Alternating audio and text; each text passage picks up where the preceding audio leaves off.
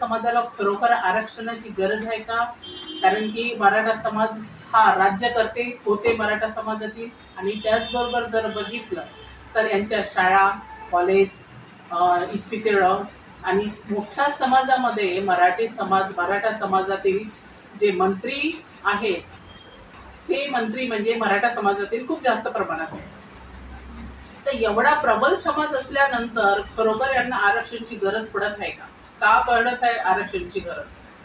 तर असं जर बघितलं आपण तर याचे जर पूर्ण मुद्देसूद तुम्हाला बघून घ्यायचं असेल तर तुम्ही प्लीज माझा व्हिडिओ पूर्ण बघा, शेअर करा, सबस्क्राईब करा आणि माझ्यासारख्या सपोर्ट करा.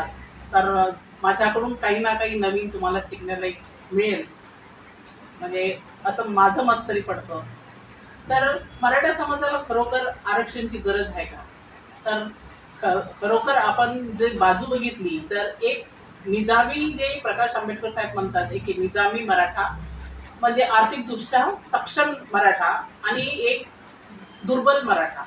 तर दुर्बल मराठा जो आहे हाच मराठा मुंबईमध्ये आंदोलनासाठी गेलेला आहे आणि निजामी जो मराठा आहे त्याला आंदोलनाची गरज नाही, कारण तो आर्थिकदृष्ट्या सक्षम आहे, त्याला जॉबची गरज नाही आहे आणि त्याला आंदोलनाचीही गरज नाही आहे. तर आर्थिकदृष्ट्या जो दुर्बल मराठा आहे तोच मराठा जो आहे तो आंदोलनासाठी गेलेला आहे. तर आंदोलन केल्याने खरोखर यांना मिळणार का आरक्षण मिळणार का?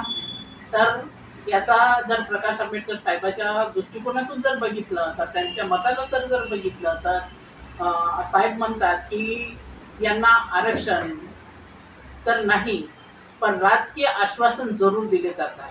पण हे जर बघितलं आपण तर गेले जेव्हापासून आंदोलन सुरू झाले मराठे तेव्हापासून फक्त आणि फक्त यांना आश्वासनं देण्यात आलेले आहे. आश्वासनाच्या व्यतिरिक्त काहीही देण्यात आलेले नाही. पण मराठा समाज हा खरोखर जागृत आहे का? आहे का जागृत? तर त्याचं उत्तर सहसी हा दोन विखुरलेला समाज आहे. एक ह्या बाजूने आणि दुसरा ह्या बाजूने, एक श्रीमंत मराठा आणि एक गरीब मराठा. तर त्यामुळं याला आरक्षण मिळेल की नाही मिळेल हा तर वेळेवरचा प्रश्न आणि वेळेवरच त्याचं उत्तर मिळेल. पण यांना आरक्षण मिळेल असं शाश्वती वाटत नाही. त्याचबरोबर जर बघितलं आपण तर आज जी स्थिती मराठा समाजाची आहे, मराठा समाजाला पाणी, टॉयलेट, खाण्यापिण्याच्या सगळ्या सुविधा उपलब्ध करून दिलेल्या आहेत आणि बाहेरून सर्वांना पुरता येत आहे. पण जे हिंदू संघटन म्हणून आणि बजरंग दल संघटन म्हणून आणि हिंदूवादी जे मराठे स्वतःला म्हणजे हिंदू समजून घेतात त्यांना स्वतः समजायला पाहिजे की यांच्या सपोर्टमध्ये कोण येऊन उभं राहिलं. यांच्या सपोर्टमध्ये जे येणारे आहे तर ते कोण? बौद्ध समाजचे लोक. यांच्या सपोर्टमध्ये कोण येणार? यांना सपोर्ट करणारे कोण? बौद्ध समाज. पण बौद्ध समाजावर जेव्हा अन्याय होतो त्यावेळेस बौद्ध समाजावर हा एकटाच लढाई लढतो बौद्ध समाज, पण दुसरा कोणीही जातीचा त्याला सपोर्ट करण्यात येत नाही. कारण की इथे आपली जे आहे ही जात आहे आणि जात आपण कधीही विसरू शकत नाही. म्हणजे भारतीय लोक तर म्हटलं तर जात हा शब्द हा आपल्या पिंडीला पुजलेला आहे म्हटलं तरी चालेल. तर ते जात आपण जेव्हापर्यंत विसरू नाही तेव्हापर्यंत आपण जे एकमेकाचे आहे तर हे होऊ शकत नाही. तू शूद्र आहे, तू अतिशूद्र आहे, मी वैश्य आहो आणि मी ब्राह्मण आहो. हा मुखामधून पैदा झालेला आहे, तो पोटातून झाला, तो बेंबीतून झाला आणि तो पायातून पैदा झाला.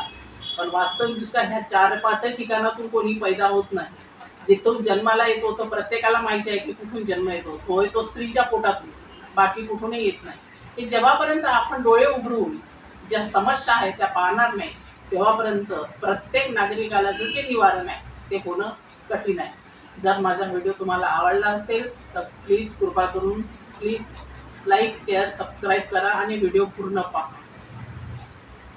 आणि जसा व्हिडिओ तुम्ही मराठ्याला सपोर्ट करत आहे तसेच जर तुम्ही बौद्ध बांधवांना सपोर्ट केला तर फार चांगलं होईल. कारण की बौद्ध बांधव जे 1 जानेवारीला भीमा कोरेगावला जातात तिथे त्यांना पाण्याची, वाहनाची, खाण्यापिण्याची, टॉयलेटची, मेडिकलची सुविधा उपलब्ध नसते. तिथे पूर्णतः बंद केलं जातं आणि हे जाणून बुजून केलं जातं. नमस्कार.